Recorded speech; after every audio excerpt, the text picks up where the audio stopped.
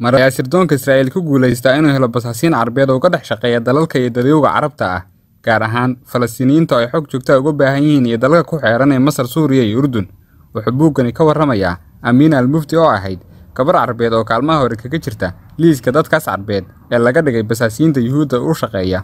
Waa noloshii qoyskeeda iyo koritaankeeda carruurnimo, xiriirkii jacayl ee cadawgaha koowaad ugu beeray Carabta, jidkii halowga ee Amiina ku hogaamiyey basaasnimadeeda, guurka Yuhuudiga iyo sida ay dhimashadiisa dariiqa ugu jeexday basaasnimadeeda. Amiina waxay guursatay wiil Yuhuudi ah, diinta Yuhuudda ayay qaadatay, magaceedana waxay u beddeshay Amiina Moshe. Waxay gashay basaasnimo ka dhan ah Falastiiniyiinta oo ay u arkaysay inay tahay argoosi ay kaga argoosanayso wiil Falastiini ahaa oo jacayl carruurnimo kaga baxay, iyo dalka Suuriya oo soo riday diyaarad dagaal oo uu waday saygeeda Yuhuudiga ahaa. Labadaas qodobo isbiirsaday ayaa keenay inay dagaal arxandarro ah la gasho Falastiiniyiinta. Waxa uu buugani soo bandhigayaa xirfadaha iyo tayada sirdoonka Falastiiniyiinta, fashilintii basaasnimada iyo xeeladaha yaabka badnayd ee loo maray ciqaabtii iyo baaristii lagu ogaaday basaasnimadeeda. Amiina Mufti waxay ka mid tahay basaasiinta ugu caansan ee ay Mossad ka shaqaaleysiisay Carabta, magac fiican iyo soo dhaweyna kala kulanta Yuhuudda oo u boogay daacadnimada ay uga shaqaysay iyo culayska xogaha ay soo saartay oo badbaadiyey nafo badan oo Yuhuuda, sababna u noqday in laga hortago howlgallo ay qaarkood hubaal tahay in ay dhaawac gaarsiin lahaayeen ammaanka Israa'iil. Waxaanay ku mutaysatay maamuus gaarsiiyey in magaceeda lagu qoro taalada halyeeyada ee Mossad lagu qoro.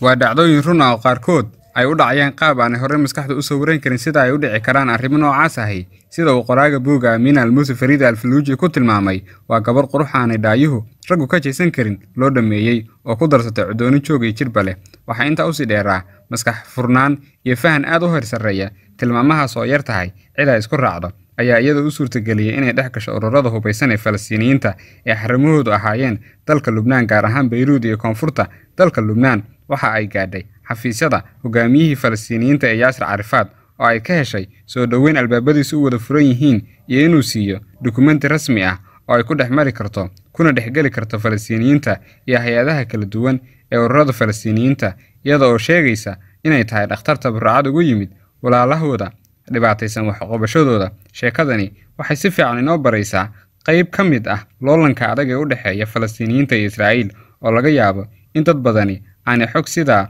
u sii dhaadhacsan ka haynin, marka laga reebo inay og yihiin dad rayid ah oo dhulkooda la qaatay, kuwaas oo doonaya inay dhagaxtuur ku soo ceshadaan xaqooda. Waxa kale oo laga baranayaa duruus la xidhiidha cilmi nafsiga iyo shakhsiyadda cajiibka ah ee dadku sida ay u noocyo badan tahay. Tusaale ahaan, qoraa Fariid al-Faluuji waxa uu shakhsiyadda Amiina inoo barayaa inay tahay mid yaab badan oo isburinaysa, taas oo inoo caddaynaysa in nafta aadamuhu ay weligeedba tahay wax in la wada fahmaa ay adag tahay. Waana sababta uu ugu hungoobo qofka aan fahan ka haysan shakhsiyadda dadka sida ay u adag tahay barashadooda iyo noocyadooda, ama in aadamuhu aanu inta badan lahayn qofnimo run ah oo lagu soo hagaago, balse ay tahay in wax kasta laga fisho. Buugani xiise uma hayo kaliya dadka xiiseeya sheekooyinka sirdoonka, balse waxa uu sidoo kale macno u samaynayaa dadka jecel sheekooyinka jacaylka iyo arrimaha bulshada ah. Waxay ka qaadan karaan kana baran karaan cashiro iyo waayo aragnimo cilmi nafsi ah oo aadamaha la xiriira. Qisadan waxaa si dhammaystiran u qoray Fariid al-Faluuji buuggiisa Amiina al-Mufti, waana buugga laga soo dheegtay ama ay ku soo go'an tahay sheekada buuggan ku qoran, laakiin kuma koobna oo maadaama ay dad badan wax ka qoreen sheekadan, waxaynu ku dadaalnay inaynu buugga Fariid la akhrino qoraallo kale oo aynu ka helno faahfaahinno dheeraad ah iyo dhammaystirka meelaha laga yaabo in xog dheeraad ah ay ku daraan. Tusaale ahaan, meelaha aynu qoraallada ka soo qaadanay waxaa ka mid ah filimka taxanaha ah ee Inan Reer Bari ah, Fataatun min Sharq, oo uu hal abuuray Axmed Cali Axmed oo u dhashay dalka Masar. Filimkan waxaa laga sameeyey sheekadan Amiina al-Mufti. Waxaa isaguna sheekadan si fiican wax uga qoray qoraaga caanka ah ee reer Masar Saalax Imaam, oo qisadan isaguna u bixiyey aqoon-yahanadii khiyaanadu balwadda u noqotay. Waxaa sidoo kale buuggan suurtageliyey in af Soomaali loo bedelo Kamaal Axmed Cali oo iminka ku nool magaalada Hargeysa. Amiina inkasta oo ay argoosasho shakhsi ah ku gashay hawshan, haddana kama ay maqnayn dhaqan xumadii ay Mossad lafteedu bartay. Waana caado loo yaqaan Mossad in qofka ay daminka basaasnimada gelinayso ay marka hore u samayso barmadow oo ay ugu hanjabto Black Smiling. Waxaan oran karnaa buuggani wuxuu xambaarsan yahay qiso basaasnimo oo aad u xiiso badan. Casharada aynu ka baranaynana ay ugu horeyso in cadowgaaga oo muwaadiniintaada adeegsaday uu si sahal ah sirtaada u helayo kaagana rayn karo. Waxa uu buuggani si waafi ah inoo tusayaa dhinac kasta oo ka mid ah loolanka u dhexeeya Falastiiniyiinta iyo Israa'iil. Waa dagaalka sirdoonka iyo amniga oo aanay dad badani kaba warqabin jiritaankiisa, iyo in Falastiiniyiintu ay marar badan sirdoonka ka gaaraan guulo lama filaan ah oo wax ku ool ah. Haddaba waa kuma ninka sheekadan u turjumay afka Soomaaliga? Kamaal Axmed Cali Kamaal Marjaan waxa uu shahaadada heerka 1 iyo 2 ku qaatay cilmiga horumarinta. Waa warfidiyeen iyo qoraal muddo 11 sano ka badan ku soo dhex jiray warbaahinta. Waxa uu afka hooyo u bedelay 15 buug iyo maqaalo cilmiyeysan oo uu ka soo raray afafka Ingiriiska iyo Carabiga, kuwaas oo buuggan aynu hadda haynay ka mid yahay. Waxa uu sidoo kale qoray buugga Afgambigii Dhicisoobay, qisada shirqoolkii Turkiga ka dhacay. Kamaal waxa uu ku nool yahay magaalada Hargeysa. Waa gudoomiyaha wargeyska madaxa bannaan ee Geeska Afrika oo ka soo baxa magaalada Hargeysa. Waxa uu gudoomiye u yahay golaha sare ee maamulka xarunta Sura Center for Media Service oo ka shaqeysa adeegyada warbaahinta. Sidaa oo kalena waa aasaasaha iyo maamulaha xarunta turjumaada afafka ee Tarjum. Waxay ku dhalatay mid ka mid ah xaafadaha dadka badani degaan ee magaalada Ammaan, caasimadda dalka Urdun, sanadkii 1939. wuxuuna waalidkeed ugu wanqalay magaca Amiina Daawud Maxamed Al-Mufti. Qoyskeedu waa Muslim, isirkiisu ka soo jeeda qowmiyadda Sharkishka. Awoowayaasheed ayaa sanado badan ka hor u haajiray dalka Urdun, halkaas oo intay la qabsadeen nolosha iyo deegaanka kuna dhex milmeen bulshada dalka ay meel sare ka gaareen siyaasadda iyo dhaqaalahaba. Aabaheed waxa uu ahaa maalqabeen ka ganacsada dahabka. Adeerkeed waxa uu ahaa jenaraal ka tirsan ciidamada boqortooyada Urdun. Hooyadeedna waxay ahayd marwo baratay 4 af oo ay si fiican ugu hadli jirtay, xidhiidho aad u adagna la leh marwooyinka bulshada dabaqada sare ee dalka Urdun. Waxay ahayd gurdambayska qoyska oo ka kooban 6 carruur oo iyadu ku jirto. 2 hablood oo ka waaweyn xaas leh ayay ahaayeen, 3 kale wiilal ayay ahaayeen. Waxay ku garaasatay koolkoolin ay labadeeda waalid la garab taagan yihiin iyo kalgacayl ku abuuray qab iyo inay isku aragto ruux dhigeeda ka sareeya inuusan jirin. Codsigeedu waxa uu ahaa amar. Qasriga qoyskooduna waxay ka ahayd muraayad la wada daawado oo qosolkeeda iyo codkeedaba labadeeda waalid ay ku raaxaystaan. Amiina waxay haasaabo isku barteen wiil asalkiisu Falastiini yahay oo reer Urdun ah. Jacayl aan xuduud lahayn ayuu wiilkan u qaaday, laakiin waa ay ku hungowday markii uu xilli qalbigeedu godweyn ku yeeshay uu si kadis ah wiilkan uga gaabsaday. Waayihii adkaa ee nafteeda ka soo gaaray caashiq askuray waxa ku sii xumeeyay duruufaha ay ku jirtay ee ka dhashay isgadgadiska abuurka ah ee kala guurka, koritaanka carruurnimo iyo gashaantinimada, iyo sidoo kale marxaladda kala guurka ah ee u dhaxaysay dhaqankeedii dhowrsanaa ee lagu soo koriyay iyo nolosha furfuran ee ay ku riyooto. Wiilkani kama aanu tegin Amiina ee waxa uu uga daldoorsaday inan da'deeda oo kale ah, balse deganaanshiyo iyo quruxba dheer. Maalmaha ka mid ah ayaa iyadoo warmooga ay heshay warqad ka nixisay oo aynu oran karno waxay ahayd warqadii bedeshay nolosheeda iyo mustaqbalkeedaba. Waa Basaam oo uu sheegay inuu kaga baxay hasaawihii iyo jacaylkii, weliba kama aanu tegin aflagaada iyo weerar ayuu iskugu daray oo uu warqadda ugu soo qoray. Waxaa tahay danaysato kibir badan, si fudud iskaga caroota oo dabeecad bahala leh. Waxa suurtagal ah inay ahayd qofkaas uu Basaam sheegay Amiina, laakiin naxariistara ayay ahayd inuu iskugu daro ka tegis iyo hadalladaas qalafsan. Waxa uu farta ku fiiqay meelaha ay barbaarnimadeedu ka khaldan tahay iyo sidoo kale khaladka ay nolosha u fahantay. Amiina maadaama ay wiilkan Basaam ah jacayl aad u xoog badan u qabtay, gaabsiga kaga yimid iyo hadallada qalafsan ee u qooray waxay ku rideen dhakafaar iyo wax qalbigeeda gilgilay. Waxaa markiiba ku abuurmay dareen faraya inay aargoosato. Walbahaarkii caashaqa ee ka abuurmay iyo murugadii ay kala kulantay jacaylkii loogu wacad furay awgeed waxay gashay xaalad ay nafteeda iyo nolosheedaba loolan kula jirto. Khasaarihii ugu horreeyay ka soo gaarayna waxa uu galaaftay waxbarashadii oo ahayd wixii ugu wanaagsanaa ee reerkeedu ay kula dadaalayeen. Imtixaankii dhammaysashada dugsiga sare waxay ku soo baxday dhibco aan gaarsiisnayn waxbarashadii jaamacaddii ay doonaysay, maadaama oo laga warqabay jaamacadda ay rabto. Ardayda dugsiyada iyo dadka ka agdhow oo dhambi way la socdeen doonisteedii waxbarashada. Aamina waxaa ku adkaatay inay kusii dhex noolaato bulsho og in jaamacadda ay dhigato aysan ahayn mid ay iyadu dooratay, laakiin dhibcaha hoose ee imtixaanka ay heshay ay geeyeen wejigabaxaas ay kala kulantay natiijada imtixaanka iyo imtixaanka jacaylka ee ugu horreeyay awgii. Waxay Aamino ku tashatay inay waxbarasho jaamacadda u doonato dalka Yurub. Xilligaas dadka sida qoyska Aamino oo kale u ladan ee dalka Urdun jooga waxaa caado u ahayd inay ubadkooda waxbarasho ugu diraan dalalka Yurub. sanadkii 1957 ayay Aamino ku biirtay jaamacadda Vienna. Waxay degtay guriga tirsigiisu ee 56 ee ku yaala shaarica St. John Street 56, laakiin markii ay dhowr toddobaad deganeed gurigan ayay u guurtay dhismaha hoyga ardayda ee jaamacadda ay deganeed, qayb loogu talagalay ardayda dibadda ka timid ee shisheeyaha ah. Durbadiiba nolosha cusbeed Aamino waxay gelisay farxad iyo reereyn hor leh, jawi didiila leh oo ay nafteeda ugu sheekaynaysay inay ugu yaraan ka soo durugtay dhaqankii tolkeed ee u arkaysay inuu xirxiran yahay. Hase ahaatee noloshaas ay ku faraxsanayd waxay dhalan rogtay shakhsiyadeedii iyo habdhaqankeedii lagu soo barbaariyay ee wanaagsanaa. Waxaa qolka la deganayd gabar ardayad furfuran oo sii dhammaysanaysay kulliyadda caafimaadka ee jaamacadda. Waxaa magaceedu ahaa Julie Patrick oo u dhalatay dalka Koonfur Afrika. Waxay waaya aragnimo dheer u lahayd nolosha reer Yurub, goobaha layrsiga iyo dalxiiska loo tago ee magaalada Vienna, iyo xorriyadda aan dhammaadka lahayn ee aad dareemi kartid inaad joogtid dal Yurub ah. Julie Patrick waxay Aamina bartay caadooyin aad u xunxun sida dhuuqista sigaarka iyo kuwo kale oo ay adag tahay inaan halkaa ka sii wado buugga akhriyo, laakiin haddii aan dhowr sadar xagga iskaga leexiyo. Sanadkii koobaad ee waxbarashada markii Aamina dhammaysatay waxaa la gaaray dhammaadka xidhiidhkeedii foosha xumaa ay Julie Patrick wadaagayeen. Maadaama ay waxbarashadii dhammaysatayna waxay ku noqonaysaa magaalada ay ka timid ee Johannesburg, caasimadda dalka Koonfur Afrika. Muddo gaaban gudaheedna Aamina waxay u xaraarootay balwadihii sida maandooriyaha nolosha ay ugu qorxin jirtay, waxayna nafta ugu sheekaysay inaanay noolaan karin gabar kale la'aanteed. Waxay u dhowaatay gabar kale oo lagu magacaabi jiray Genevieve Wadruud, maadaama ay u arkaysay inay gabadhan isla fahmi karaan dhaqamadii xumaa.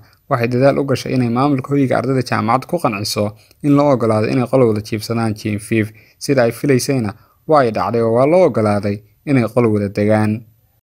Sanadihii waxbarashada ee jaamacadda Vienna ayaa xawaare maalmo yar u ekaysiiyay ku dhaafay iyadoo weli ku mashquulsan noloshii halowga ahayd iyo xorriyaddii aan dhammaadka lahayn ee dhaqanka iyo diinta midna toona aan qaabilsanayn. Laakiin nasiib wanaaggeedu waxa uu ahaa inay weli sii wado waxbarashada ilaa ay ka qaadatay shahaadada koobaad ee jaamacadda cilmi nafsiga medical physiology. Maadaama oo ay waxbarashadii dhammaysatay, qoyskeeduna tirsanayeen maalmaha ay ka maqan tahay guri dambaystii ay jeclaayeen, waxay noqotay in Aamina ay dib ugu noqoto dalkeedii. Bishii 8 ee sanadkii 1961 ayaa iyada oo ku khasban ay ku soo laabatay magaalada Ammaan ee caasimadda Urdun, laakiin waxay la soo guri noqotay dareen iyo dhaqan aad uga duwan kii markii hore ay kala tagtay magaalada Ammaan. Qalab badan, wehel la'aan iyo dhaqankii iyo dadkii ay u timid oo ay ka santaagtay maadaama ay u arkayso inay dib u socod yihiin ayaa sabab u noqday inay gurigeedii ku noqoto qariib. Cidladii iyo walbahaarkii badnaa oo ay u raacday balwadii ay qarsan jirtay oo ay joojisay ayaa Aamina xusuusteeda dib ugu soo celiyay daraarihii jacaylka u cusbaa ee ay wiil Basaam la yiraahdo kula qaadatay magaalada Ammaan. Hore ayaa loo yiri xusuusta jacaylka koobaad waa ay waartaaye.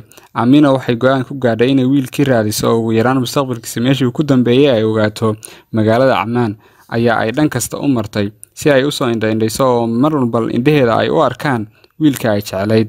Waxaana aakhirkii ka hor yimid run kharaar oo sheegaysa in Basaam uu guursaday gabadhii uu waayo uga daldoorsaday. Waxay ahayd gabadh aad u qurux badan oo ka dhalatay qoys faqiir ah, waxaanay hadda ku noolaayeen nolol ay ku qanacsan yihiin iyo xasilooni qoys oo aad u heer sarreysa. Aamina oo ay iskugu darsantay dhibaato ka soo gaadhay balwadii ay Yurub ku soo baratay oo hadda ka weeyay Urdun, xorriyaddii furfurneed oo ay qabatintay oo imika xakama yeelatay, iyo ninkii ay weligeedba jecleed oo rajadii ay ka qabtay inay mar labaad la qabayso soo gudhay, ayaa go'aan ku gaadhay inay xalka keliya ay dhibaatadan kaga bixi kartaa uu yahay inay mar kale u safarto dalkii ay ka timid ee Australia. Inkastoo ay waalidkeed u sheegtay inay doonayso dhammaystirashada waxbarashadeeda iyo qaadashada shahaadada sare ee PhD-da, haddana runtu waxay ahayd inay qaadatay go'aan adag oo ah inaanay abidba dib ugu soo laaban dalka Urdun iyo dalalka kale ee Carabta oo dhan. Waxay Vienna ku noqotay iyadoo 23 gubila yari u dheer yihiin. Waxay Yurub kula noqotay niyad-jab calool xumo iyo nacayb ay u qaaday dhaqankii iyo hiddihii ay waalidkeed ku soo barbaariyeen. Maanka iyo niyadda oo kaliya kamay dhaawacnayn markay ku laabatay Usteri, balse waxa u dheeraa inay jidh ahaan u gubatay oo dusheeda laga arkayo inay weyday barwaaqadii ay u baratay. Amina waxay boorka ka tuntay balwadaheedii hore. Inta ay dhan iska dhigtay dhaqankii dhowrsanaa ayay ku talax tagtay ka faa'iidaysiga xorriyadda aan dhammaadka lahayn ee Yurub.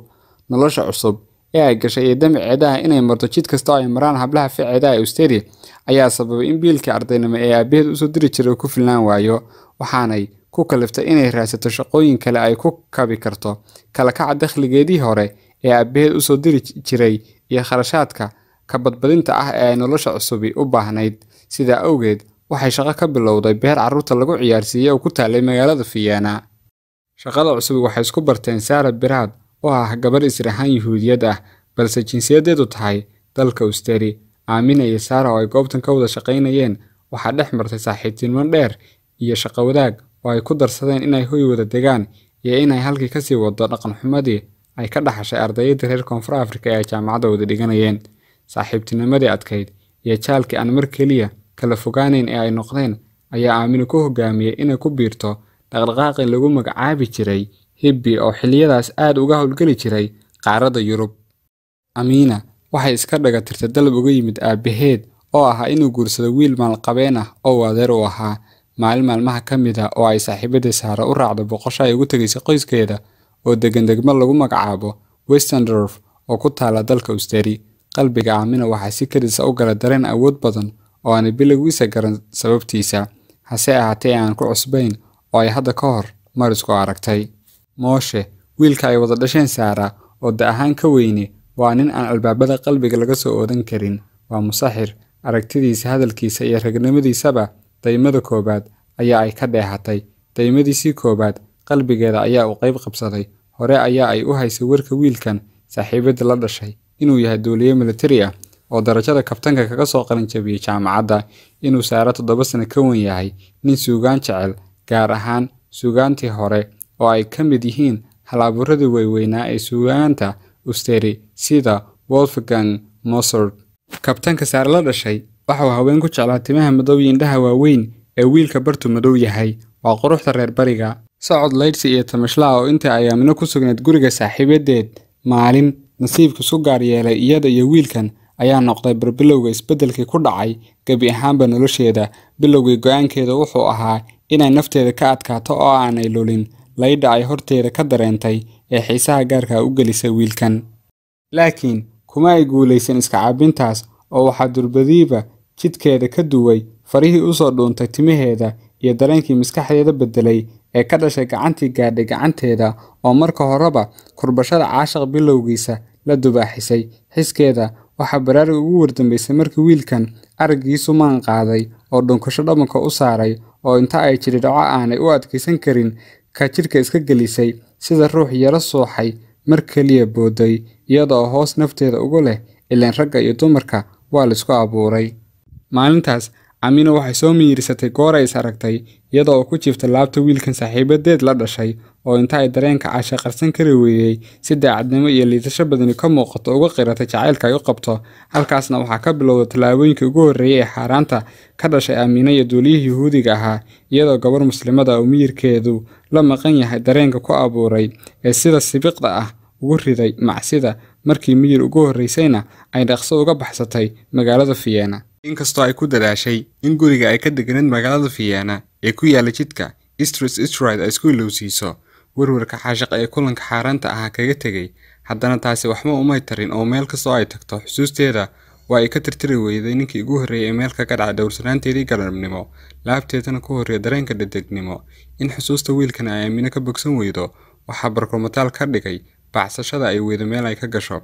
Telefoon joogta oo maalin kasta u soo dirayay si uu ugu sheego dareenka caashaq ee qudhiisa ku beermay ayaa noqday xusuus joogta ah oo laabteeda ku soo horiya dimbishii caashaqa. Moshe oo Vienna kaga dab yimid waxa uu ku guulaystay inuu si abqaaligeedka caashaqa ee ku beeray qalbiga Amina.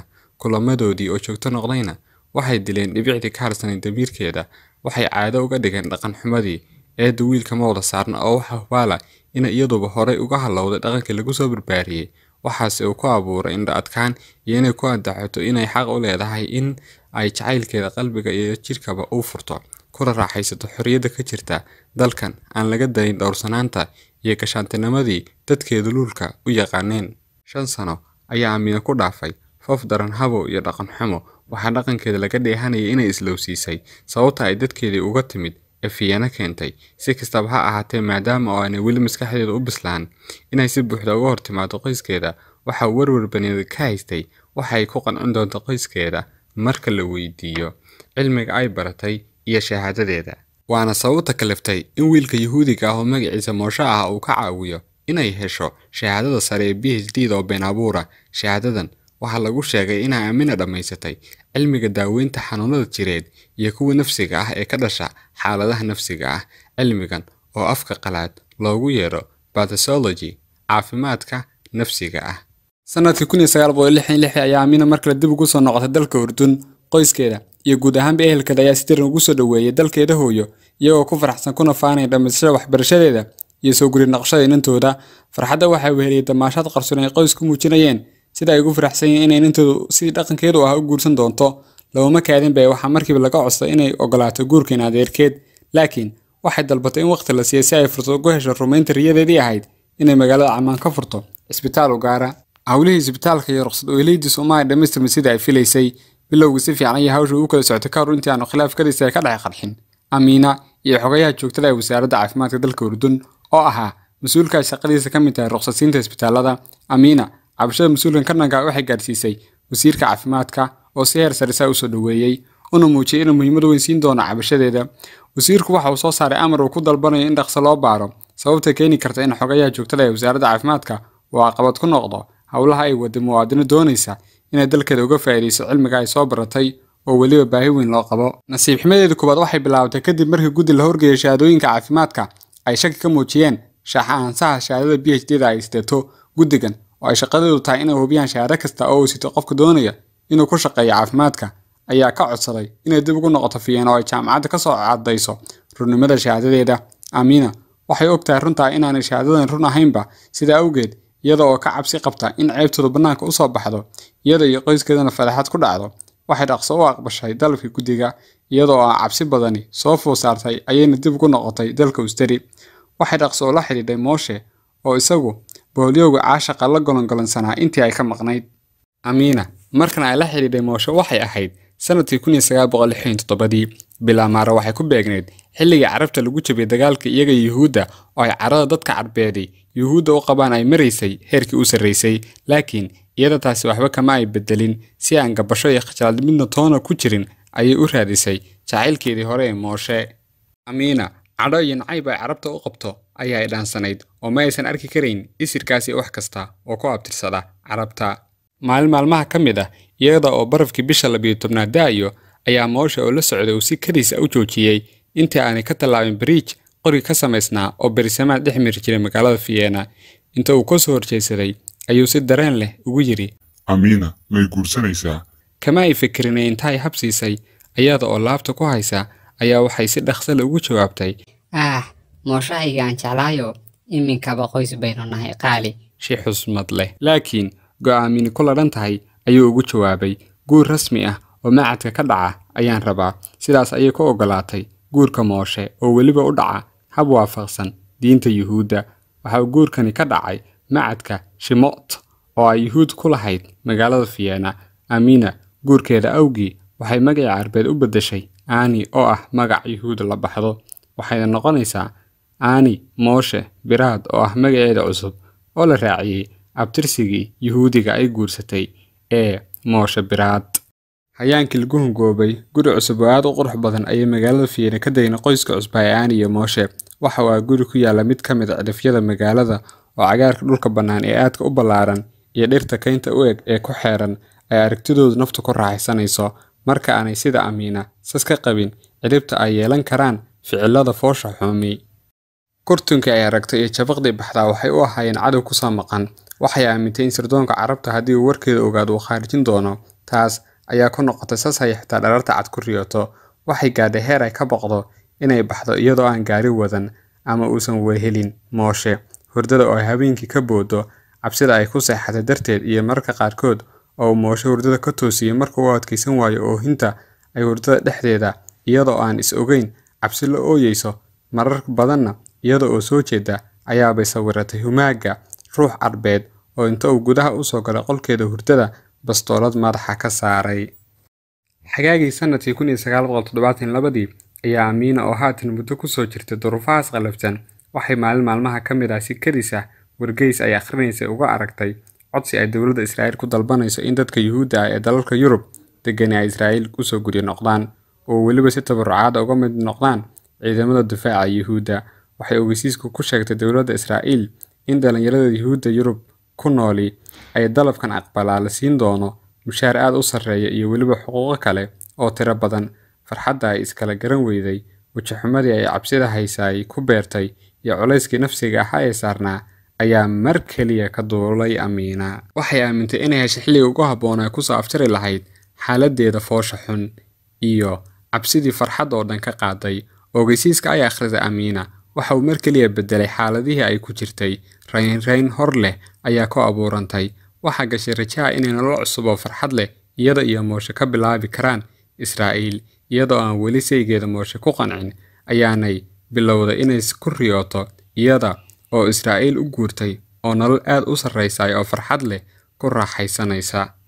Maalinkaas ayaa ay bilowday inay saygeeda ku qanciso inay u guuraan Israa'iil, inuu heli doono baasaboor Israa'iili ah, guri ay iyada iyo isagu ku wada noolaadaan, iyo cabsida dishootay oo inta ay ka guurto aan waaqdeed dib ugu soo noqon ayaa ay sawiratay. Moshe oo markaas rajo fiican ka qabay inuu shaqo ka bilaabo mid ka mid ah shirkadaha duulimaadyada madaniga ah ayaa markii hore si aad ah uga hor yimid talada Amiina ee ah inay Israa'iil u guuraan. Waxa uu sheegay inaanu weli si buuxda u dhammaan dagaalkii Carabta iyo Yuhuuddu, isla markaana aanay dhammaan weligeedna dhammaanayn cabsida laga qabo in mar dambe colaado dhulkan ka dhacaan.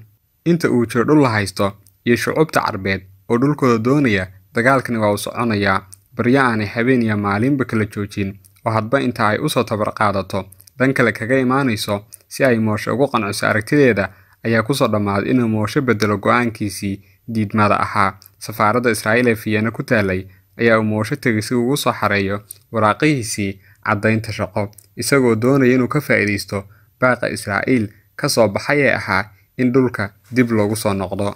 Sanadkii 1972 ayaa Amiina iyo odageeda Moshe duulimaad diyaaradda alcaali Israa'iil ay ugu soo safreen Israa'iil. Soo dhaweyn aad u diiran ayuu lamaanahan kala kulmay Israa'iil. Weliba si gaar ayaa loo soo dhaweeyay Aani Moshe oo dabca inay Carabiya tahay oo horey u sii cadeeyay. Soo dhaweynta ay lamaanahan kala kulmeen gegada diyaaradaha ee Lord waxyaab iyo qaadan waa ku noqotay Moshe. Marba uu ku sigtay inuu u qaato inay xaaskiisu ay tahay qof aad u muhiim ahayd dalkeedii ama ugu yaraan shakhsiyadeeda la yaqaanay. Moshe waxa uu farxad la muunsooday markii ay isaga iyo xaaskiisu indhahooda isku dhaceen oo uu ka dheehday farxaddan la soo koobi karin inay qabto. Moshe iyo xaaskiisa Amiina waxay degeen guri cusub oo ay dowladda u sii diyaarisay. Waxa uu ahaa guri ka samaysan loox u eg looxa ay ka samaysan yihiin guryaha yaryar ee miyiga Ingiriiska ka dhisanay. Waxa uu ku yaalay magaalada Rishon LeZion. Dhowr maalmood markii ay nasatay ayaa Amiina looga yeeray xarun ka mid ah xarumaha hay'adda ammaanka ee Israa'iil. Waxaa la weydiiyay boqolaal su'aalood oo la xiriira dhalashadeedii, halka ay ku soo kortay oo dabcan Urdun ahayd, xaaladda qoyskeeda iyo asxaabteeda oo dhan. Waxaa laga waraystay sida ay isku barteen Moshe iyo guurkooda. Su'aalahan oo dhan waxay uga jawaabtay si kalsooni leh oo aanay waxa kashaha ku jirin. Waxa kale oo la weydiiyay aragtideeda la xiriirta jiritaanka Israa'iil iyo shuruucdeeda ku aadan dalkeedii hore ee Urdun. Waxa kale oo laga waraystay Falastiiniyiinta Urdun ku dhaqan iyo su'aalo la mid ah. Waxa ay baarayaasha Yuhuudda ahi sheegeen inay necab tahay ururada xoreynta Falastiin iyo guud ahaan ururada kale ee Falastiiniyiinta. Waxayna ku andacotay inay qaladka ugu weyn ee boqor Xuseenkii Urdun galay uu ahaa inuu wada dili waayay Falastiiniyiintii Urdun ku nooleed, iyadoo oo sidoo kalena ku celcelisay in ururada gobonimo doonka ah ee Falastiiniyiinta ay aad u necab yihiin qowmiyadda Sarkishiyiinta. Xoogagga hubaysan ee Boqor Xuseen uu ka saaray Urdun ayaa iyaguna gadooday oo gubay guryihii iyo dhismayaashii qowmiyadda Sarkishka reer Urdun. Waxay burburiyeen dhismayaashii iyo hantidii Sarkishka. Sababtii ugu muhiimsaneed ay Falastiiniyiintu u leynayeen Sarkishka waxay ahayd Amiina adeerkeed oo ahaa jenaraal ka tirsan ciidamada dalka Urdun oo ka dambeeyay ama hormuud ka ah xasuuqii foosha xumaa ee bishii 9 Sebtembar sanadkii 1971 ciidamada Urdun dhulkooda kaga saarayeen Falastiiniyiinta. Dad aad u tiro badan ayaa si bini'aadantinimada ka baxsan loola macaamilay. Baaristani markii ay dhammaatay, Amiina waxaa la siiyay sharciga Israa'iili oo loo aqoonsaday in marka la siiyay laga bilaabo ay tahay muwaadinad u dhalatay dalka Israa'iil. Waxaanay saraakiishu u ballan qaadeen in sida ugu dhaqsiyaha badan ee suuragalka ah shaqo fiican loo siin doono Amiina. Baadigoobkii dhalanteedka danka kale waxaa sidii caadiga ah u socday qorshiga Moshe ku imaanay Israa'iil oo ahaa inuu ku biiro ciidamada cirka Israa'iil. Moshe waxa uu gaaray darajada Korneyl Dooliye military oo ka tirsanaa ciidamada cirka Israa'iil. Dabayaaqadii sanadkii 1973 Moshe diyaaradu uu waday oo nooceedu ahaa Skyhawk ayaa howlgallo saamina loogu diray hawada dalka Suuriya. Laakiin duulimaadkiisii koobaadba ciidamada cirka ee dalka Suuriya ayaa ku guuleystay inay soo ridaan diyaaraddaas. Moshe shilkan ayaa raq iyo ruux meel uu ku dambeeyay lagu waayay. Dalka Suuriyana waa uu ka gaabsaday inuu sheego waxa uu ka og yahay nolol iyo geeri. Warka ay ciidamada Suuriya ka baahiyeen dhacdadani waxa uu ku koobnaa in diyaaraddaas ay qarxiyeen iyadoo gudaha ugu jirta hawada dalkooda. Amiina waxay rumaysan kari weyday warka diyaaraddan. Waxay gashay xaalad nafsi ah iyo khalkhal u ekaysiiyay qof aan caafimaad ahaan fiyoobayn. Maalmo uu waagu ugu baryo murugo iyo hoohin gobolkan ugu dhaco ayaa u kowsaday Amiina. Markii xaaladeeda ku soo reyn weyday waxaa la geeyay xarun lagu daweeyo xaaladaha nafsiga iyo xanuunada maskaxda ku dhaca oo ku taalay magaalada Rijal Zion. Halkaas ayaana caafimaad ahaan loo dhigay. Waxaa ku dhacay cudur nafsi ah oo ka xidhay hadalkii ama aynu niraahno shock si ku meel gaar ahna u aamusiyay. Waxaa la jiifay qolub gaar ah oo xarunta caafimaadka ka tirsanaa, halkaas oo dhakhaatiirtu si gaar ah xaaladaheeda ugu dabiibayeen. Markii uu muddo bil iyo badh ah xaaladaheedu sidan ahayd ayaa Amiina ay heshay waxtarkii dawooyinka. waxaana dib ugu furmay hadalkii iyo xusuustii la xidhiidhay waxa dhacay. Markiiba waxay bilowday muran cusub oo ay ku andacoonayso inay ka shakisan tahay runnimada ah in Suuriya ay sheegtay in diyaaradda duuliyihii isagoo saaran ay qarxiyeen, iyadoo aan ka warramin geeri iyo nolol halka uu ku dambeeyay duuliyuhu. Waxay ku dooday in ninkeedii Moshe ahaa oo ahaa duuliye aad u xirfad badan, tababaro heerkeedu aad u sarreeya oo dhinacyada duulimaadka militariga diyaaradaha ahna uu qaatay. Sidaa awgeed aan la diidi karin suurtagalnimada ah inuu ka boodo diyaaraddii intii aanay burburin. Waxay sheegtay inay qabto dareen ah inuu weli nool yahay, kuna gabanayo dhulka beeraleyda miyiga u dhaxeeya Suuriya iyo Israa'iil ama ku yaala gudaha Suuriya. Waxay fikradan u sheegtay mas'uuliyiinta Yuhuudda oo ay arrintan khuseysay, iyadoo ku doodaysa in Moshe uu yahay geesi intii karaam aadame ah isbadbaadin og. Markii ay ka soo reysay waxaa dib loogu celiyay gurigeeda, halkaas oo ay ku haysay gabar kalkaalisa caafimaad ah oo ay dawladdu ku mushaar siisay daryeelka Amiina. Habeen iyo maalinba waxay ku hamiyi jirtay ninkeeda maqan. Waxa la arki jiray iyada oo isla maqan oo inta ay ka fikirayso ninkeeda ku haddaaqaysa erayo cod sare ah oo qof kasta oo u dhowey maqli karo. Waxa 10 jeer sii laabantay caradii ay horeyba ugu haysay Carabta oo ay u arkaysay inay mar walba yihiin kuwa madoobeeya bidhaan kasta oo ka soo ifta mustaqbalkeeda. Waxay soo foortaartay quus kale oo ku abuurantay markii ay saragtay in mar labaad ay ku dhacday god madow iyo inay beenowday riyadeedii ahayd inay maroon Carab ka fogaan doonto. Urdun iyo Austria ayay uga timid Carab iyada oo filaysa inay haatan Israa'iil ka bilaabi doonto nolol xasiloon. Laakiin nambarkan aanay ka bogsan karin ee warwarka weyn ku haya waxa uu ahaa runta ay og tahay ah in Moshe oo la waayaa ay ka dhigan tahay mustaqbalkeedii oo gabal u dumay. Ma ay waayin oo kaliya saygeedii ay jeclayd, balse waxaa dumay nolosheedii oo dhan. Waxa uu hel u noqday ciil baday inay marar badan ku hamido argoosi aanay maskaxdeedu sawiran karin sida ay u filin doonto iyo halka ay ka bilaabi doonto midna. Waa ciirsi la'aan cidda ku xiran ay tahay dad aanay dhaqankooda, caadooyinkooda iyo afkooda midna toona aqoon. inkastoo ay ahayd inay nafteeda ku canaanato sababta halkaas dhigtay eersatana Yuhuudiga ay guursatay iyo haddaba go'aankeedii ku khasbay inay u guuraan Israa'iil saasba ma ay yeeli jireen inta ay waxaas dhan dhinac kaga turtay ayaa ay eedda ku dhacday oo dhan ugu leexisay dhanka Carabta muddo markii laga warlaa Mooshe waxay Amiina ka codsatay mas'uuliyiinta Yuhuudda ee arrintan khuseysay inay u ogolaadaan inay safar ugu tagto Beirut iyo Dimashq waa caasimadaha dalalka Lubnaan iyo Suuriya si ay u kala horeeyaan si ay u soo raasato saygeedii bal in ay geeri iyo nolol midun kaga warhesho Amiina iyadoo sida baasaboorka cusub ee Israa'iiliga ah ay dib ugu noqotay magaalada Vienna ee dalka Austria waxa uu ahaa safar ay u ogolaadeen mas'uuliyiinta sirdoonka iyo ammaanka Yuhuuddu Vienna waxay ugu tagtay qoyskii Mooshe aad u murugeysnaa kana murugeysnaa geerideenkooda dhowr maalmood ayaa halka ku nagaatay si ay qoyska loo wadaagto tacsida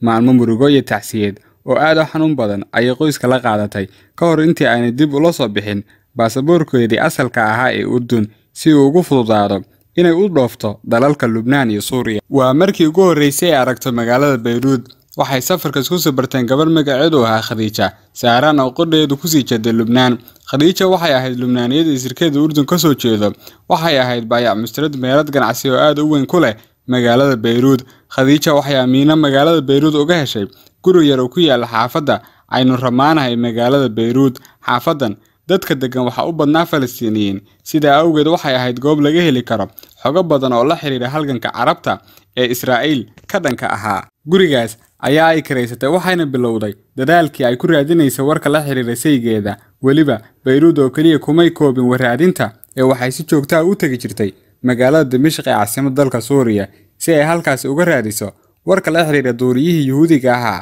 ee ay wada joogeen magaalada Beirut oo joogitaankeedu u badnaa marka ay firaaqada tahay waxay tagi jirtay meherada ganacsiga dharka ay saaxiibadeed Khadiija ku lahayd magaalada waxaanay ka iibsan jirtay dhar aad u badan oo qiimaheedu aad u sareeyo muddadii ay Amiina joogtay magaalada Beirut waxay maratay dariiq kasta oo ay ku filan kartay inay ku helayso xog ku saabsan ninkeedii sida oo kale waxay dadaal badan u gashay inay war ka hesho dadka ku dhaqan magaalada Dimashq oo ay dhowr jeer safaro qarsoodi ah ku tagtay nasiib darrase dadaaladeedu waxay dhammaantood ku soo dhamaadeen faramarnaan waxaana aakhirkii gaadhay inay ku qanacdo in Mooshe uu dhintay iyadoo quustaas taagan ayaanay dib ugu soo socdaashay magaalada Vienna ee caasimadda dalka Austria murugo horle iyo weelaan ayaa u bilowday waxay weydii cid ay xitaa garowshiya uga hesho urkutaalada ay ku abuurtay geerida u soo hooyatay marka laga reebo sawirada Mooshe iyo hadba wixii ka haray raadkiisa oo ay laabta gashan jirtay bil ku dhawaad markii ay joogtay magaalada Vienna waxa u bilowday wajigii labaad ee nolosheeda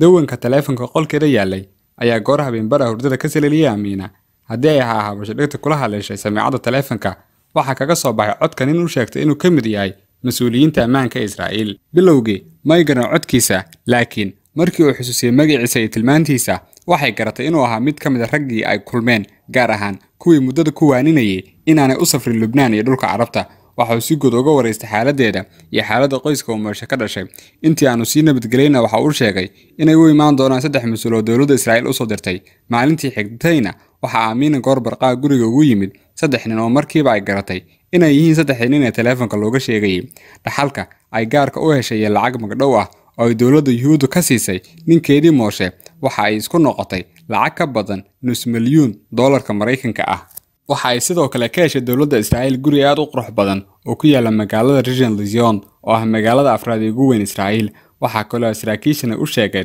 in dawladda Israa'iil ay sugidda amnigeeda qaadayso sida awgeedna loo sameyn doono ilaalo fiican oo amnigeeda sugta ragga la kulmay Amiina waxay si bareer ah ugu sheegeen markay ay hawshaas u qabtaan waxa ay tahay abaal celinta laga rabaa waxaanu ka rabnaa inaad nagala shaqayso danta dalkaaga Israa'iil oo dabcan adigana dantaada qofeeda ayaa si kooban loogu sheegay iyada oo weliba si dadban loogu muujiyay in soo jeedintani ay tahay awood amarka oo kale ah oo ay qasab tahay in la fuliyay waxaanu ka doonaynaa in arrintan basaasnimada aad bilaawabasho u aqbasho ayaa saraakiisha Mossad ku yiraahdeen marka lagu eego indhaha sirdoonka Amiina waa macallin qaali ah oo aan lacag lagu qiimeyn karin waa gabar Carbeed oo dalkeedii iyo dadkeedii weyday culaad xooggan oo qabta waxay hadda ku jirtaa xaalad nafsi ah oo aad u liidata waxaana ku xeeran cabsi badan ma haysato hooy ay ogtahay inay ku badbaadi karto oo aan ahayn Israa'iil intaas oo dhami waa sababo ay ku aamini karaan inaanay diidayn inay la shaqayso iyo inay si hagar la'aan ah uga soo bixi doonto hawsha loo diro. Sirdoonka Israa'iil oo lagu yaqaan xirfad aad u heer sarreysa diyaar uma ahayn inuu lumiyo fursad kasta oo sahlaysa inay Aamina al-Mufti noqoto basaasad u adeegta saddexdiina si ay nafsiyan u dilaan Aamina uguna sii kordhiyaan caybka ay carabta u qabtay.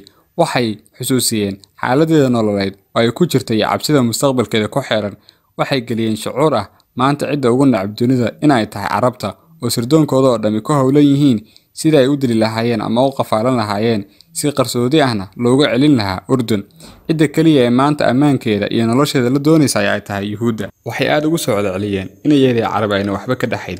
Marka koobaad maaha isku asal oo iyadoo asal ahaan carab ma aha oo waxay ka soo jeedaa qowmiyadda Sharkiska. Marka labaadna waxay u sheegeen in carabi tahay cidda dishay ninkeeda ay jeclayd oo maanta uga baahan inay u arto. Waxa ay u aragtaa inay xoogtani tahay biyo kama dhibcaan. Haddii waxaas oo dhan aan ka soo tagnana arrinta runta ah ee ay og tahay waa inay maanta u baahan tahay cid ay magan u noqoto.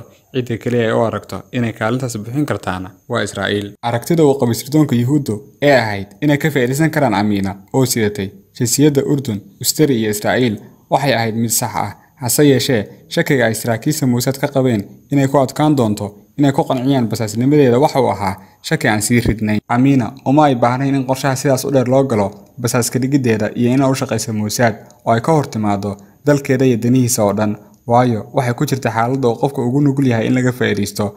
Waxay intaas u dheeraa inay horeba u iibsatay diinteedii iyo dalkeedii, markaasna maba haysto wax intaas ka qaalisan oo ay ku gorgortanto ama iibkayso. Markaana waxa u sii dheeraa taagdarro, quus iyo dayac ay dareemaysay Aamina. tan iyo bilowgeedii noloshiiru Aamina ma ay dhowrsan sharaf iyo karaamo. Iyada ayaa doonisteeda iyo xiisaha ay u qabto tuurtay dhaqankeedii oo huwatay midaan ay Abi Yisr midna u lahayn. Waxay xagga dambe ka tuurtay diinteedii, wadaniyadeedii iyo dhowrsanaanteedii uu dhaqankeedu farayay. Arrimahaasoo dhammi waxay saddexdii sarkaal loo soo diray u fududeeyeen inay ka faa'iideystaan weela'aanta haysata. Waxay guudka uga garaaceen xargaha nacaybka carabta iyo gaar ahaan Falastiiniyiinta. Sida ay hay'adaha sirdoonkuba yaqaanaan, basaasadu ma taqaan mabda'a naxariista.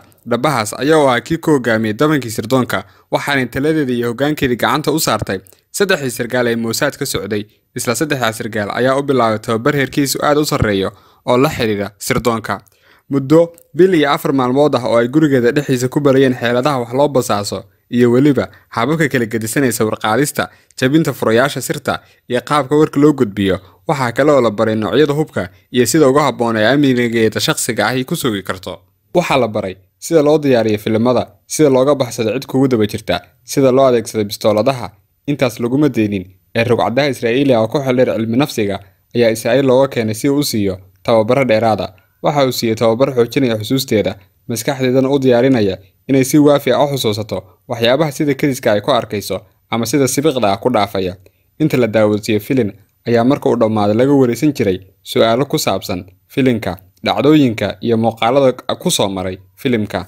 Imise koob ayaa dul saarnaa miiska cuntada, sheeg midabka daahiyada daaqada ku xidhnaa, imise ayay ahayd tirada kaabadaha sallaanku. Waxaa lagu tababaray inay maskaxdeeda mararka qaarkood ku qasbi karto inay dib u soo celiso xusuusta waxa ilowday. Bilowgii hore ee tababarka, Aamina waxay muujisay maskax badna iyo faham dheeraad ah oo aad u soo jiitay xeeladayaashii ku mashquulsanaa tababarkeeda. Ani Moshe ama Aamina al-Mufti ka adoonta ugu yeeray waxaa laga dareemayay colaad iyo sida ay uga go'an tahay inay argoosato wax kasta oo xitaa aan suuragal ahayn ayay sameynaysay si ay ugu arguddo ninkeeda Yuhuudiga ah ee Moshe. Aamina waxay sheegi jirtay in si ay u muujiso una cadayso jacaylka ay u qabtay Moshe ay jeclaan doonto colaad kasta oo isirka Carbeed kullidi ah si hagar la'aanna ugu shaqayn doonto xoojinta colaadda ay Yuhuuddu u qabta carabta. Waxay sheegi jirtay in habeenkii ku riyoto Moshe oo buraleyda Jordan ku dhex silcaya, dhar jaxjaxan xiran, garkii ku baxay, indhuhu darxumo awgeed meel dheer ka soo jeedaan oo ku dhawaaqaya ibadbaadi aaniyay, ibadbaadi xabiibi. Waxay ku andacotay inay mararka qaarkood riyooyinka ku arki jirtay Moshe oo inta uu hilibkiisii go'ay jirka wasladu cunayo. Riyooyinkaasi waxay ka mid ahaayeen sababaha laabteeda ku sii horinayay xiisaha ay u qabtay inay raadiso Moshe iyo inay ka argoosato kuwa loo tirinayay inay dileen oo ah isla kuwii ay ku eedeynaysa inay sabab u ahaayeen in mustaqbalkeedii inanimo ay burburiyaan. Waa Carab oo Falastiiniga ay jecleed iyo Suuriyaanka saygeeda dilay yihiin labada tiir ee cadaawaha ay u qabtaa ku dhisan tahay. Markii ay dhammaysatay hawlihii tababarka waxaa loo diray shaqadii u horreysay. Waxay timid mar labaad magaalada Beirut ee caasimadda Lubnaan. Safarkeeda markani muu ahayn kii hore oo kale oo ay ku doonaysay inay xog kaga hesho ninkeedii la waayey, laakiin waxay u socotay inay u soo aarto. Hawsha loo diray waxay ahayd inay xog dheeraad ka soo ururiso mas'uuliyiinta iyo madaxda sare ee ururada Falastiiniyiinta iyo ragga muuqda ee kooxaha wax iska caabinta ururada Falastiiniyiinta ee fadhigoodu yahay magaalada Beirut.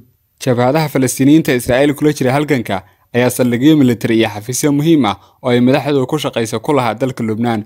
Waxaa laga rabay inay wax badan ka soo ogaato goobaha ay ku kulmaan iyo xarumaha ay degan yihiin mas'uuliyiintan Falastiiniyiinta ah. Waxaa laga rabay inay xog dheeraad ka keento jidadka Israa'iil ku galaan kooxaha naftood horayaasha ah ee ka imaanaya Lubnaan si ay gudaha Israa'iil hawlgal uga fuliyaan. Waxa kale oo laga rabay inay soo tabiso tilmaamaha juqraafiyeed ee godadka iyo goobaha ay hubka ku kaydsadaan Falastiiniyiintu, xirfadaha ay dagaalka iyo ismidaaminta u adeegsadaan. Casuumaadda Fisaqa.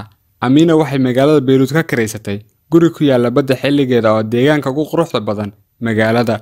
Waa guri hawo badan, markasta oo barxadiisa sare la istaagana naftu ku qabowsanayso bacaadka nadiifta ee mowjadaha baddu garaacayaan. Haddii aragga la sii yardaayana waxay indhuhu ka dhammaan kari waayaan muuqaalka quruxda badan ee badda buluugga ah ee Mediterranean-ka.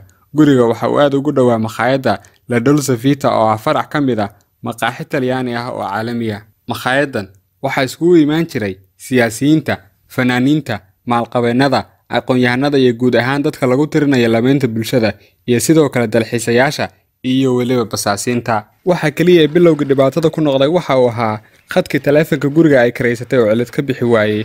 Markii ay dhowrta la xiriiray shirkadda taleefanadana waxaa loo sheegay in khadka shirkadda ee deegaanada ay degan tahay uu leeyahay cilad ku soo korortay muddooyinkii u dambeeyey. Shaqada dayactir ahna shirkaddu ay ku waday. Waxa ay u tagtay Amiina Khadiija Sahraan, gabadhii bayac mushkiladda ahayd ee ay safarkii hore ee Lubnaan diyaaradda dhexdeeda isku sii barteen. Waxayna kala hadashay oo ay ka dalbatay inay cid ka garanayso shirkadda taleefanada si ay ula hadasho si loogu hagaajiyo khadka taleefanada ee ka xun iyo sidoo kale si loogu furo khadka dibadda.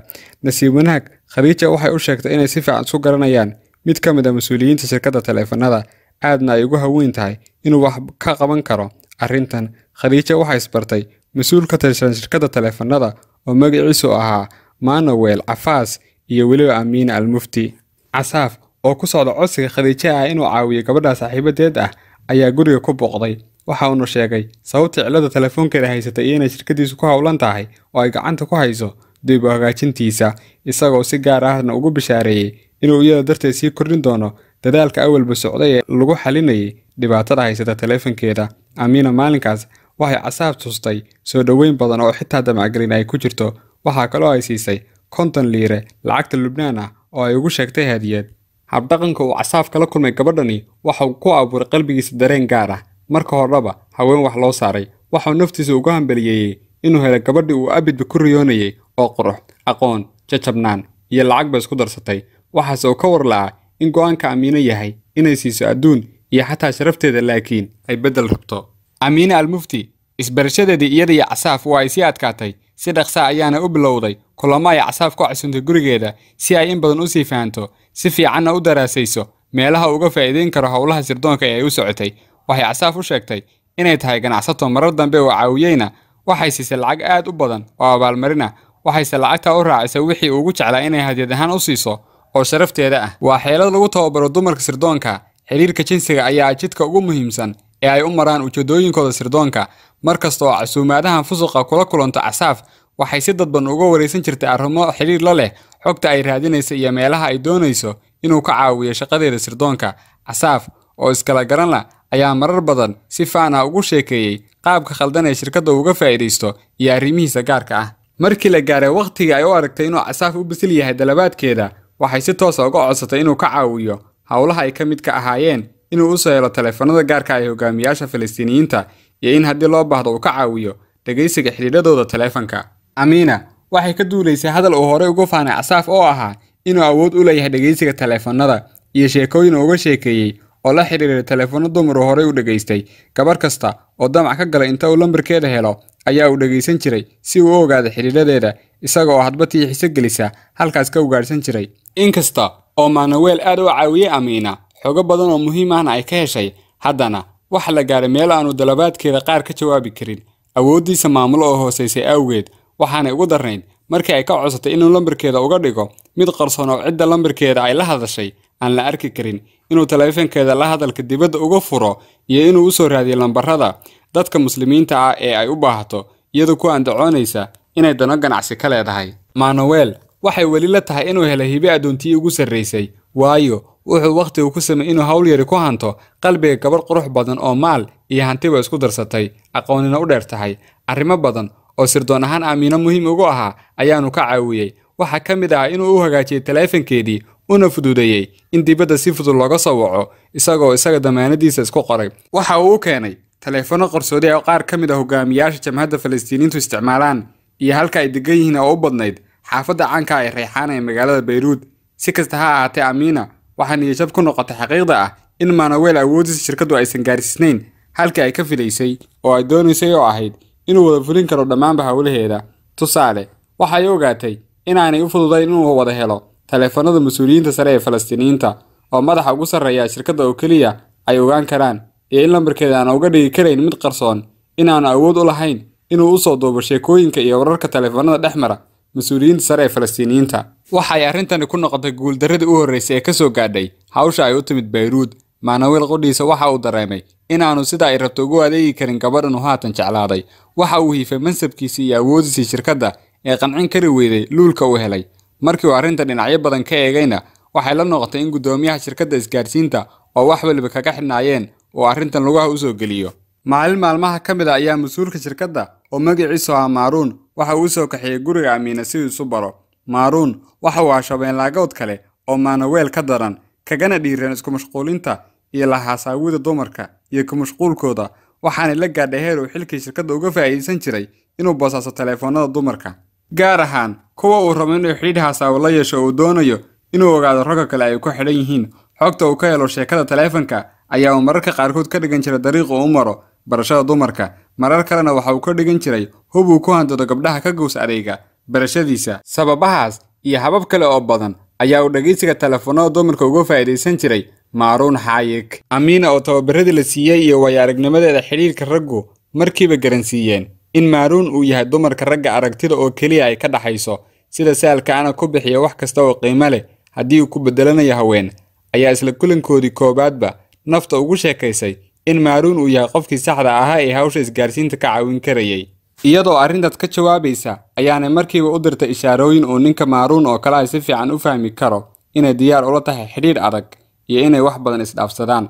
Asaaf oo hawshan oo dhan u sameeyay inuu meel adag ka gunto xidhiidhka uu gabadhan la leeyahay, kuna sii abqaado jacaylka dhankiisa runta ka ah ee u qaaday Aamina, ayaa waxaa lama degaan waaqala ah kaga guuray Aamina iyo Maroon oo isla isbiriqsigii u horreeyay ee kulankoodaba isla jaanqaaday.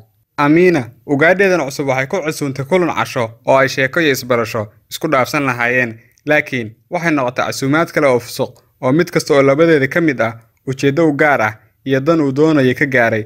Marka laga soo tago ujeedooyinkan ay ka lahayd ee ahayd inay si fiican u fahanto qofka uu Maroon yahay iyo inay tusto calaamad qalbigiisa ku horisa dembiil caashaq, waxay sidoo kale sheekada u raacisay su'aalo dhowr ah oo isagoo aan dhaadin uu ka jawaabay.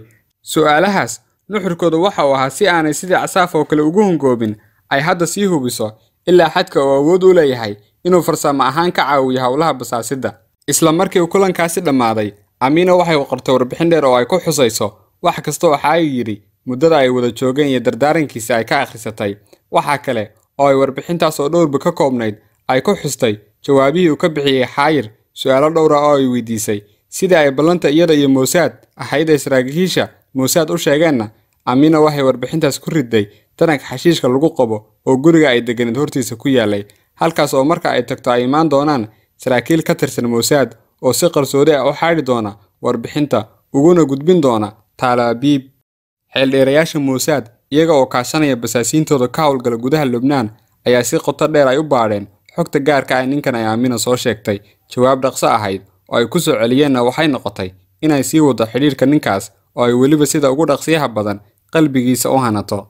Mas'uuliyiinta Mossad waxay Aamina dareensiiyeen in ninkan uu wax badan ka caawin karo shaqada basaasnimada ah ee ay u joogto magaalada Beirut, gaar ahaan inuu u fududayn karo helista liiska sirta ah ee ay ku qoran yihiin magacyada dadka xubnaha ka ah xafiiska ammaanka iyo xukraadinta ee Falastiiniyiinta. Sida lagu sheegay jawaabta Mossad, Hayek waxa kale oo Aamina ka caawin karaa inay hesho taleefanada gaarka ah ee mas'uuliyiinta sare, gaar ahaan Yaasir Carafaad iyo Cali Salaama, ugu dambaynna waxa uu ku hagi karaa inay isbartaan Yaasir Carafaad iyo Cali Xasan Salaama oo ah qofka ugu muhiimsan ee ay tahay inay xogtiisa raadiso. Waxa uu madax ka ahaa urur sirdoonka iyo howlgalka gaarka ah fuliya oo si dadban u hoostagayay sirdoonka guud ee Falastiiniyiinta. Waxa uu ahaa qofka koobaad ee ay Israa'iil ugu raadin badan tahay Lubnaan oo kaliya ma aha ee dhammaan xafiisyada iyo basaasiinta Israa'iil ee dunida daafeeda ku filqani waxay ku amranaayeen in meel kasta oo dunida ay ka joogaan ay raadiyaan xog la xiriirta Salaama oo sirdoonka Yuhuuddu ula baxeen Amiirka Cas. Amarka ah in geeri iyo nolol mid lagu helaana uu ka yimid halka ugu sarreysa dowladda Israa'iil oo ahayd haweeneydii xilligaas ra'iisul wasaaraha ahayd ee magaceedu ahaa Golda Meir. Cali Xasan Salaama waxa uu ahaa maskaxdii ka dambeysay weerarka ay Falastiiniyiintu dalka Jarmalka ku dileen 11 ciyaartooy oo Israa'iil uga qayb galayay ciyaarihii Olombikada ee waqtigaas ka dhacay Jarmalka. Maaruun damciisu waxa uu ahaa inuu mar uu gacan la gaaro hilbaha maanqaada ee horyaalla, laakiin Amiina intaa waa ay ka fogeyd xumaan inay u marto ujeedooyinkeeda. Waxay ahayd dhaqankeeda iyo xeeladda ugu weyn ee lagu soo tababaray. Markii ay dhowr kulan isugu yimaadeen ee ay isbarashadooda sii xoogaysatayna waxay ku guuleysatay inay Maaruun ka heshay taleefanada mas'uuliyiinta sare ee ururada Falastiiniyiinta ee xaruntoodu tahay magaalada Beirut. Sidoo kale ka heshay xog badan oo ku saabsan goobaha ay ku kulmaan mas'uuliyiintan xafiisyadooda iyo guryaha ay degan yihiin. Amiina markii dambe waxay isticmaali jirtay sanduuq boorso oo ay si sir ah kula xiriiri jirtay mas'uuliyiinta sirdoonka ee ka sarreysay, iyada oo si joogto ah ugu diraysay hadba halka uu xaal marayo iyo wixii ay xog hesho, isla markaana ka qaadanaysay wixii talo iyo amarro cusub ah oo hawsheeda quseeya. Amiina dalabka ugu weyn ee sirdoonka Yuhuuddu ku adkeynayeen waxa uu ahaa inay hesho liiska sirta ah ee magacyada xubnaha sirdoonka Falastiiniyiinta dunida ugu kala maqan, gaar ahaan qaaradda Yurub. Waxay u sheegeen sida kaliya ay xogta loo diray ay ku heli kartaa inay tahay dhacgalka xafiisyada ururka xoreynta Falastiin guud ahaan iyo si gaar ah xafiiska Yaasir Carafaad oo ahaa gudoomiyaha ururka xoreynta Falastiin ee PLO iyo xafiiska Cali Xasan Salaama. Cali Xasan Salaama waxa uu ahaa nin dhalinyaro ah oo aad u aqli badan. Nacaybka ay guud ahaan Falastiiniyiintu u hayaan Yuhuudda waxa isaga u dheeraa, isaga oo da'diisu 15 sano jir tahay ayuu indhihiisa ku arkay Yuhuudda oo si kibir ah aabihii u dishay.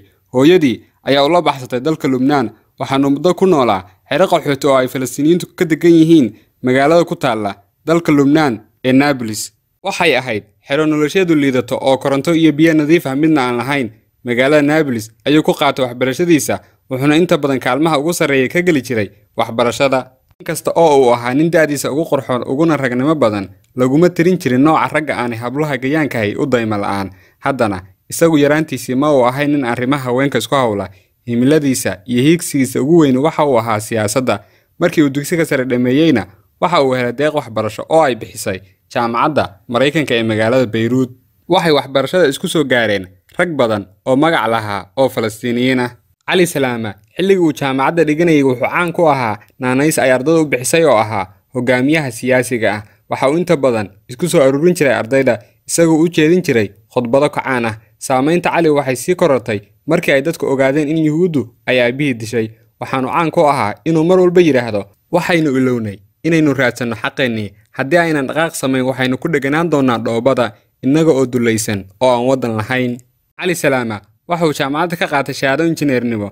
Isla markii uu waxbarashadiisa dhamaystayna waxay isbarteen Yaasir Carafaad oo isaguna markaas u aasaasay ururka xoreynta Falastiin. Barashadooda ayaa noqotay talaabadii koobaad isbedel sal iyo baar oo ku yimid gabi ahaanba nolosha Cali Salaama.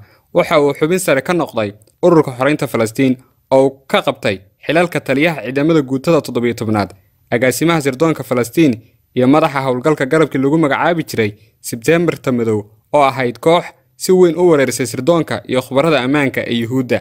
Waxa uu tababaro iyo aqoon kororsiyo howlaha sirdoonka la xiriira ka helay khubarada sirdoonka ee dalka Masar. Waxa uu yoolkiisa koobaad ka dhigtay inuu bartilmaameedsado basaasiinta Carbeed ee u adeegta Mossad. Salaama waxa uu caan ku ahaa dhuumashada iyo ismuuqdoorinta. Waxa uu daacu ku ahaa dhagarta iyo mukurta. Geesinimada libaaxa oo kale ayuu lahaa, sida sabadda ayaan la dhaafi karin. Cali Salaama waxa uu maskaxdiisa mucjisada ah ee Alla ku nimceeyay iyo aqoontiisa uga faa'iideystay inuu si weyn uga daba shaqeeyo una abaalmariyo khiyaamiinta iyo basaasiinta u adeegta Yuhuudda. Muddooyin gaaban gudahoodna waxa uu qoort soo qabtay 10 ka mid ah basaasiinta lagu dhex beero kooxaha wax iska caabinta iyo ururada reer Falastiin. Cali Salaama marar badan ayuu ka fakaday isku dayo dil ah oo ay Mossad la maaganayd. Xilliga xagaaga nolosha Beirut waxay lahayd dhadhan gaar ah oo ka soocan gebi ahaanba xilliyada kale ee sanadka. Waxay lahayd jawi iyo deegaan ay u soo hiloobaan dadyow badan oo ka soo kala jeeda dalal kala duwan oo dunida ka mid ah. Maalmaha fasaxyada toddobaadka, hodheelada jidadka, badda xilligeeda, baararka lagu caweeyay iyo guud ahaanba magaalada waxaa buux dhaafin jiray dalxiisayaal daafaha dunida ka kala yimid. Isbeddelka badan ee bulshooyin kala dhaqanka ay waxay saameyn ku yeesheen dhaqanka Lubnaan oo aad uga duwan kan dhowrsoon ee Carabta kale. Waxaa caadi ka ah dhaqamo badan oo reer galbeedka ka jira, waana sababta magaalada Beirut loogu naanaysi jiray Baariista Bariga Dhexe. Hodheelo lagu caweeyay iyo goobo lagu tunto, hablo ka heesa baarar lagu saamileylo, barxado rag iyo dumarba lagu ciyaaro kubadda, tayniska iyo golofka, masraxyo qoobka ciyaarka caan ku ah iyo tartamada quruxda dumarka ayaa ka jiray magaalada Beirut. Caado ayay u ahayd Cali Salaame inuu waqtigiisa qaar saaxiibkiis Fatxi Carafaad kula qaato hodheelada iyo golayaasha xagaaga camiran. Fatxi Carafaad oo ay walaala ahaayeen hogaamiyihii Falastiiniyiinta Yaasir Carafaad, waxa uu madax ka ahaa hay'adda Bisha Cas ee Falastiiniyiinta. Sanadkaas oo ah sanadkii 1973 tartankii quruxda haweenka adduunka waxay ku guuleysatay Georgina Rishqi oo u dhalatay dalka Lubnaan. Cali Salaame oo ah ragga nooca sida fududaanta qalbiga haweenka ayaa Georgina Rishqi hasaawiyay oo inta uu qalbigeeda degay dhaqso u guursaday. Kasta oo markaas Cali Salaame ahaa ninka sirdoonka Yuhuudda ay u raadinta badan yihiin xogta Amiin al-Mufti loo soo dirayna tiisa ugu horeyso, haddana weli sirdoonka Yuhuuddu ma aysan haynin sawirka dhabta ah iyo xataa humaag mala awaal ah oo Cali Salaame leeyahay. Meelo badan oo ay u galeen in raad goobaan si ay u khaarijiyaan kuma ay guuleysan, gaar ahaan intii ka dambeysay weerarkii ciyaartooyda Israa'iil lagu dilay magaalada Munich ee dalka Jarmalka oo uu Cali Salaame ku noqday fallaar ku mudan laabta Israa'iil. Cali Salaame oo markii dambe caan ku noqday magaca Amiirka Cas oo ah magacay weerarkaas Jarmalka dartii ugu bixisay haweeneydii waqtigaas ra'iisul wasaaraha ka ahayd Israa'iil. Waxa uu bilowga hore gacan yaro u ahaa Yaasir Carafaad oo u qaabilsanaa arrimaha ammaanka, waxaase uu markii dambe gaaray darajada taliyaha guud ee ammaanka iyo sirdoonka ururka xoreynta Falastiin, xilkaas oo uu markii hore hayay ku-xigeenkii Carafaad ee Abu Iyaad ka hor intii aan la dilin. Cali Salaame waxa uu sidoo kale madax ka ahaa ciidankii loo yaqaanay ilaalada gudaha oo lagu naanaysi jiray guutooyinka 17aad. Israa'iil dilka Salaame oo kaliya ma ay doonayn ee waxa uu dheeraa damac ah inay helaan waraqaha iyo dokumentiyada Cali Salaame si ay xog dheeraad uga helaan qaabka shaqo iyo xubnaha firfircoon ee hay'adda sirdoonka Falastiiniyiintu ku leedahay qaaradda Yurub iyo gudaha Israa'iil. Muhiim ayay Israa'iil u ahayd amni ahaan inay hesho dokumentiyo la xiriira howlgalka Falastiiniyiinta ee hore si loo helo tabaha ay isticmaalaan, loona barto duruus ka caawinaysa hay'adaha ammaanku inay ka hortagi karaan wixii dambe ee weerar ah. Quustii mid ka mid ah kulamadii tumashada ayaa Amiin oo shaqadeedii kalena ku hoos wadata waxay Maaruun weydiisay inuu garanayo Carafaad, Ibnu Iyaad, Al-Qamari iyo rag kale oo ka mid ah mas'uuliyiinta Falastiiniyiinta. Xaayig wuxuu ugu jawaabay inuu si fiican u wada garanayo dhammaan raggaas ay sheegayso. Amiina oo uu wada dareen farxadeed oo ay qarsanayso ayaa bilowday in sidii hore si ka badan ay sharafteeda ugu loogto Xaayig. Kulamo joogto ah, farxad iyo soo dhaweyn ayaa noqday waxa ay mar walba ku wada kulmaan. Intaas oo kaliya maahee waxay bilowday inay dhaqaale ku kabto iyadoo iskaga dhigaysa inay tahay haweeney ganacsato oo jecel inay dhaqaale ahaan ka kabto ninkan ay jeclaatay oo dabcan jeeb ahaan ka yar. Waxaa si gaar ah u farxad geliyay garashada uu sheegay inuu Xaayig garanayo Salaame, gaar ahaan waxa uu sheegay inuu og yahay hodheel uu aad ugu soo noqnoqdo. Marar badan ayaa ay Amiina iyo Xaayig isku soo raaceen hodheel ku yaala badda xilligeeda oo lagu magacaabo Coral Beach. Xaarig ayaa u sheegay inuu baarkan aad u iman jiray Cali Salaame. Ujeedada ay isku soo raaceenna waxay ahayd inuu wejiga Cali Salaame tuso. Nasiib darrase dhowr jeer oo ay arrintan isku soo raaceen way ku fashilmeen oo Cali Salaame kama ay helin hodheelkan, waxayna taasi bilowgii quus ku keentay. Amiina oo gaadhaheer ay kuwa fikirtay inay garowsato inuu qorsheedu fashilmay, sidaa awgeed ay dib ugu noqdo Tel Aviv si ay u qirato fadhamanaanta ay ka joogto hawshii loo diray. Laakiin haddana fikirkaas ma ay dhaqan gelin oo markasta waxay bidhaan rajaa ka arkaysay hadallada Xaayig ee la xidhiidha Cali Salaame. Amiina waxay mar labaad bedeshay qorsheedii iyo jidkii u jeexnaa ee ay u maraysay hawlgalkeeda Beirut. Gurigii hore waa ay ka guurtay waxayna u wareegtay guri cusub oo kira ah. Waxa uu ku yaala mid ka mid xaafadaha muwaadiniinta caadiga ah degan yihiin. Bilowgii wejigan cusub ee ay u dhigtay qorsheeda waxa u muuqatay saadaal hor leh oo ay u qaaday in hadda wixii ka dambeeya ay gaari doonto guulo waaweyn. Waxay isbarteen gabar Falastiiniyad kalkaaliso caafimaad ah.